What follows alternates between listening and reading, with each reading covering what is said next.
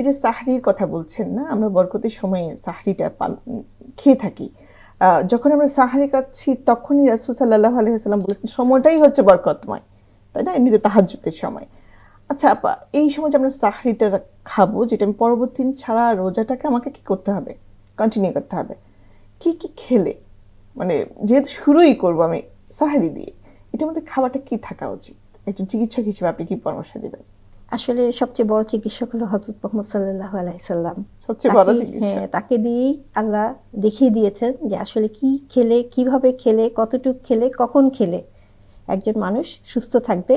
এবং আল্লাহ তাআলা আমাদেরকে তৈরি করেছেন কিন্তু আল্লাহর ইবাদত করার জন্য, এবং সেই জন্য সমস্ত পৃথিবী সমস্ত কিছু সৃষ্টি করেছেন যাতে মানুষ ভালো থাকে। কাজে আল্লাহ তাআলা কিন্তু ওইভাবে নিয়মটা শিখিয়ে দিয়েছেন রাসূল সাল্লাল্লাহু আলাইহি সাল্লামের মাধ্যমে।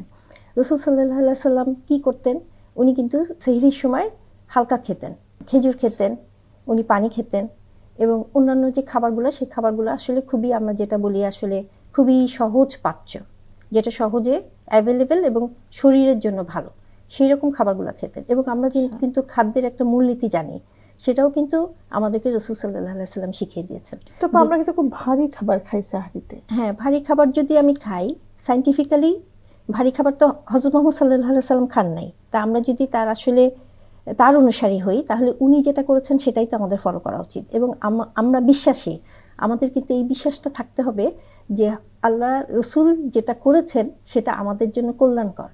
এবং এখন পর্যন্ত সেই 1400 বছর আগে উনি দেখিয়ে দিয়েছেন। এখন বিভিন্ন গবেষণা করে বের হয়ে আসছে যে এরকম সূর্য ওঠার আগে খাওয়াটা কতটা স্বাস্থ্যসম্মত এবং কতটুকু খাওয়াটা কতটা স্বাস্থ্যসম্মত, এখন কিন্তু গবেষণা করে সেটা বের হচ্ছে।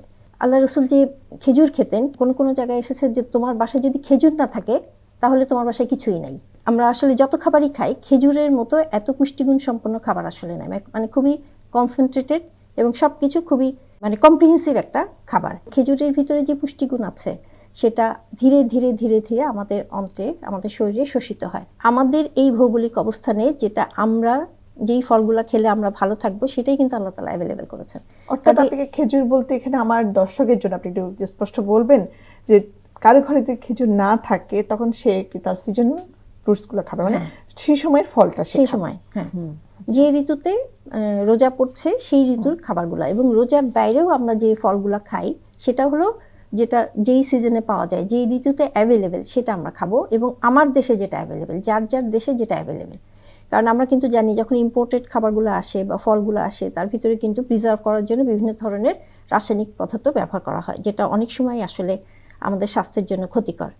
আর সেহরির সময় যদি আমি পেট পুড়ে খাই, যেটা আসলে আমরা অনেক সময় করি, খুব তৈলাক্ত খাবার খাই, খুব ভাজা পোড়া খাই, বা অনেক বেশি শর্করা জাতীয় খাবার এবং অনেক বেশি কম প্রোটিন জাতীয় খাবার, এগুলো যদি খাই তাহলে যেটা হবে, সেহরি তো ইবাদত, এবং সেহরি এই সময়টা বরকতময় সময়, এই সময় আমরা তাহাজ্জুদ পড়বো, সেহরি করার পরে আমরা কিন্তু ফজরের নামাজ পড়বো।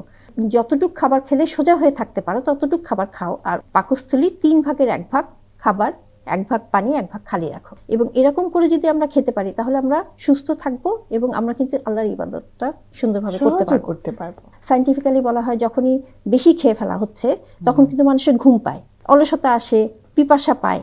হ্যাঁ, এবং যখন আমি বেশি চিনি জাতীয় খাবার, বেশি শর্করা জাতীয় খাবার, বেশি রিফাইন্ড যে খাবারগুলা, আচ্ছা হ্যাঁ, এই খাবারগুলো যেমন একদম সাদা রুটি, সাদা চাল, এই সমস্ত খাবারগুলো খাচ্ছি, এবং আমরা একটু পোলাও বা বিরিয়ানি এগুলো হয়তো টেস্টের জন্য খাচ্ছি। তা এগুলা খেলে যেটা হয়, এগুলা বলা হয় যে আমাদের গ্লাইসেমিক ইনটেক্স, মানে রক্তের ভিতরে যে আসলে গ্লুকোজ শোষণের যে মাত্রাটা সেটা খুব চট করে উপরে উঠে যায়। যখন খুব উপরে চট করে উঠে যাচ্ছে তখন সে ড্রাউজি ফিল করে। হ্যাঁ, এবং আমাদের মস্তিষ্কের ভিতরে একটা নিউরোট্রান্সমিটার বা একটা কেমিক্যাল যায়, তখন সেই কেমিক্যালটা গেলে তখন আমাদের ঘুমের যে হরমোনগুলা, সেরোটোনিন, মেলাটোনিন, সেই হরমোনগুলা বেশি বৃদ্ধি পায়। এবং এই সমস্ত হরমোনগুলো যখন বেশি বৃদ্ধি পাবে তখন সে ঘুমিয়ে ঘুমিয়ে পড়বে, এবং ঘুম ভাব নিয়ে কিন্তু নামাজ পড়লে সেটা আর হবে না। কাজে এই সমস্ত দিক বিবেচনা করার জন্য আমরা একটু পড়াশোনা করব, একটু জ্ঞান অর্জন করব, কোন খাবারে কোন পুষ্টি, কোন খাবার পড়াশোনার কথা বলছেন যে আমরা কিন্তু কথা বলেও জানতে পারছি, এই যে আপনি বলছেন আমি শুনছি। হ্যাঁ, তা না, আমরা এইভাবেই তো জ্ঞান অর্জন। বাংলাদেশ টেলিভিশন খুলে বসলেও কিন্তু আমার দর্শকরা পেয়ে যাবে ইনশাআল্লাহ।